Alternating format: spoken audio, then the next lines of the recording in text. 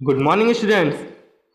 In this lecture, we are going to discuss part 2, which is chapter 5th, the fundamental unit of life.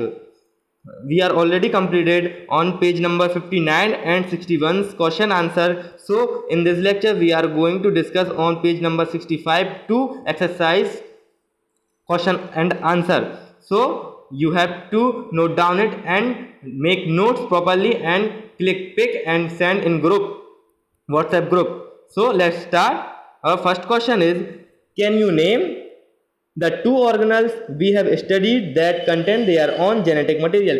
क्या आप ऐसे दो organelles का नाम बता सकते हैं जिनके पास खुद का जेनेटिक मटेरियल होता है? तो ऐसे दो ऑर्गन का नाम आपको बताना है।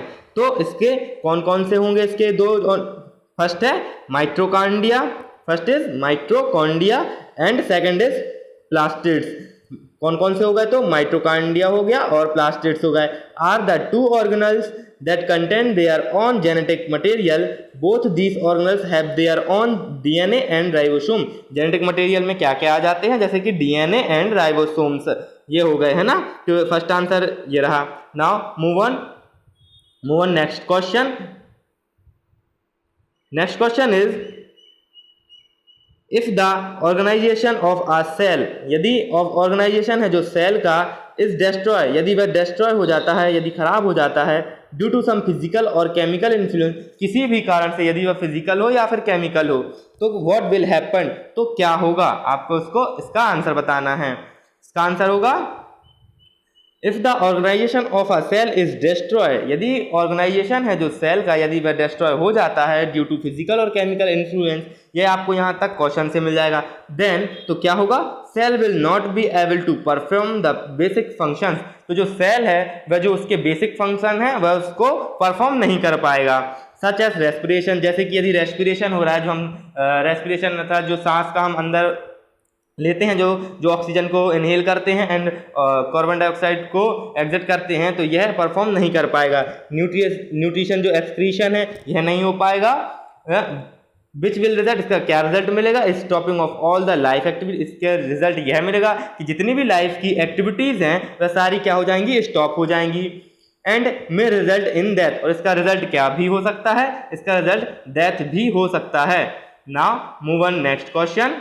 Question number 3 is, why are lysosomes known as suicide bag? क्यों लाइसोसोम को सुसाइड बैग के नाम से जाना जाता है? कि हिंदी में इसका मीनिंग क्या होता है? आत्महत्या की थैली के नाम से क्यों जाना जाता है किसको? लाइसोसोम को। इसका आंसर है, the lysosomes contain very powerful hydraulic enzyme. जो लाइसोसोम होता है उसमें कंटेन अर्थात उसमें होता है क्या? वेरी पावरफुल, बहुत ही मजबूत हाइड्रोलिथिक एंजाइम उसमें होते हैं। विच आर कैपेबल, जो कि कैपेबल होते हैं of breaking down organic matter, जो कि इतने कैपेबल होते हैं कि किसी भी ऑर्गेनिक मैटर को ब्रेक कर सकते हैं अर्थात तोड़ सकते हैं। फॉर एग्जाम्पल, यदि हम इसका एग्जाम्पल ले, when a cell get damaged, यदि कोई सेल है वह डैमेज हो जाता है, then lysosome burst and enzyme digest their own cell.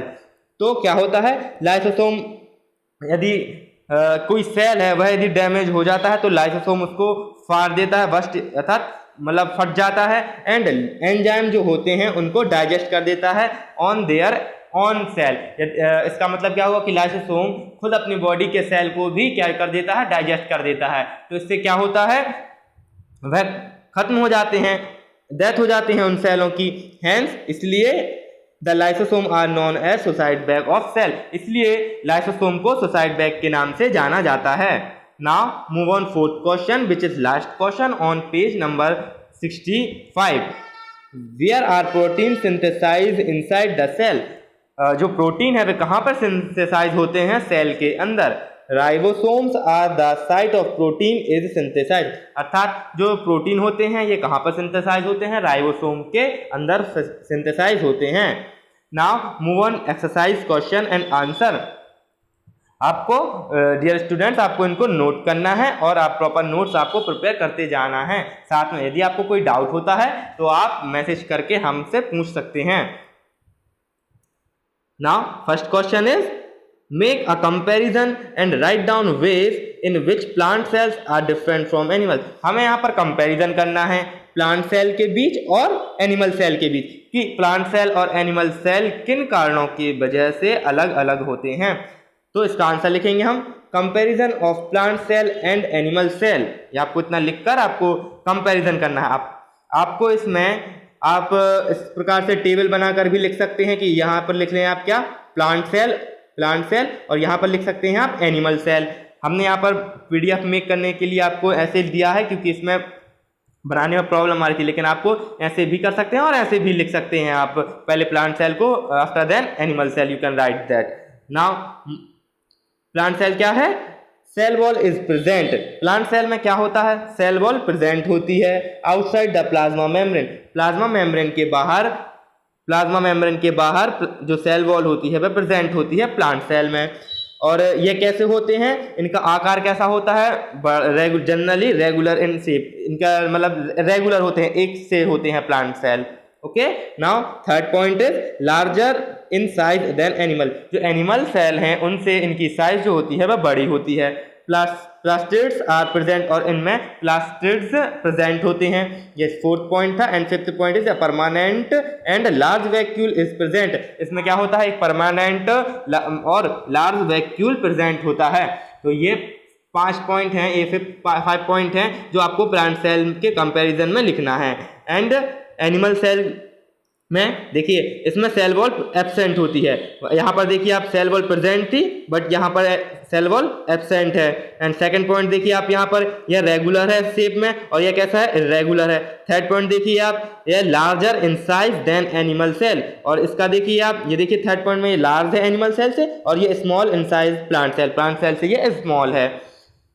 Fourth point plastids are present, इसमें प्लास्टिड प्रेजेंट होते हैं और इसमें plastids are absent except Euglena. आपको बता दें कि जो एनिमल सेल होता है उसमें प्लास्टिड्स कैसे होते हैं, एब्सेंट होते हैं, बट एक्सेप्ट अर्थात ये एक एनिमल सेल यूग्लिना एक ऐसा मतलब एनिमल सेल है जिसमें प्लास्टिड्स प्रेजेंट होते हैं। फिर आप फिफ्थ पॉइंट देखिए, प्लांट सेल में a permanent and large vacuole present, इसमें जो परमानेंट होता है और लार्ज वैक्यूल प्रेजेंट होता है। बट एनिमल सेल में वैक्यूल आर मैनी, मतलब वैक्यूल तो बहुत सारे होते हैं, स्मॉल एंड टेम्पररी होते हैं बट, और छोटे होते हैं, लार्ज नहीं होते हैं। Now move on next question. Next question is how is prokaryotic cell different from a eukaryotic cell. आपको इसमें प्रोकैरियोटिक सेल और यूकैरियोटिक सेल के बीच डिफरेंट देना है। तो इसका आंसर ये रहा डिफरेंस, सेकंड का आंसर है ये difference between prokaryotic cell and eukaryotic cell. इसका क्या है, first point is cell size is generally small. Cell size कैसी होती है, जनरली स्मॉल होती है, कि 1 से लेके 10 तक माइक्रो तक की है ना। और फर्स्ट पॉइंट इसका है यूकैरियोटिक सेल का, सेल इज जनरली लार्ज, इसके सेल कैसे होते हैं, लार्ज होते हैं, 5 to 100 तक के, है ना। और नेक्स्ट पॉइंट है nuclear region is called nuclide. जो इसका न्यूक्लियर था, जो सेंटर होता है सेल का, यह कैसा कहलाता, ये इज कॉल्ड न्यूक्लियाइड, ये न्यूक्लियाइड कहलाता है। Is not surrounded by a nuclear membrane.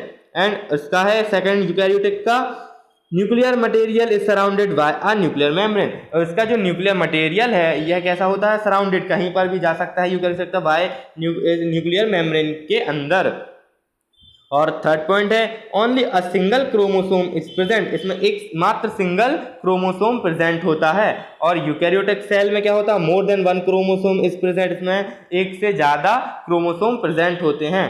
Fourth point है न्यूक्लियस इज एब्सेंट, और फोर्थ पॉइंट इसका है यूकैरियोटिक सेल्स का कि न्यूक्लियस इज प्रेजेंट है, इसमें न्यूक्लियर एब्सेंट होता है और इसमें प्रेजेंट होता है। Now fifth is membrane bound cell organelle are absent, इसमें जो मेम्ब्रेन है, जो बाउंड सेल की ऑर्गेनेल में एब्सेंट होती हैं और इसमें मेम्ब्रेन बाउंड सेल के अंदर होती हैं। और 6 पॉइंट है सेल डिवीजन बाय फिजन और बडिंग नो माइटोसिस, इसमें जो सेल डिवीजन होता है वह किसके कारण होता है, फिजन के द्वारा, अर्थात टूटने के द्वारा। फिजन अर्थात विखंडन के द्वारा टूट जाते, एक सेल 2 सेल में टूट के ऐसे हो जाता है। और इसमें जो यूकैरियोटिक सेल में cell division meiotic and meiotic इसके कारण होता है। तो डियर स्टूडेंट, यह था आज का आपका लेक्चर। यह सेकंड पार्ट था। इसके बाद थर्ड पार्ट में आपका यह चैप्टर कंप्लीट हो जाएगा। आपको नोट्स बनाकर आपको पिक सेंड करनी है। थैंक्स।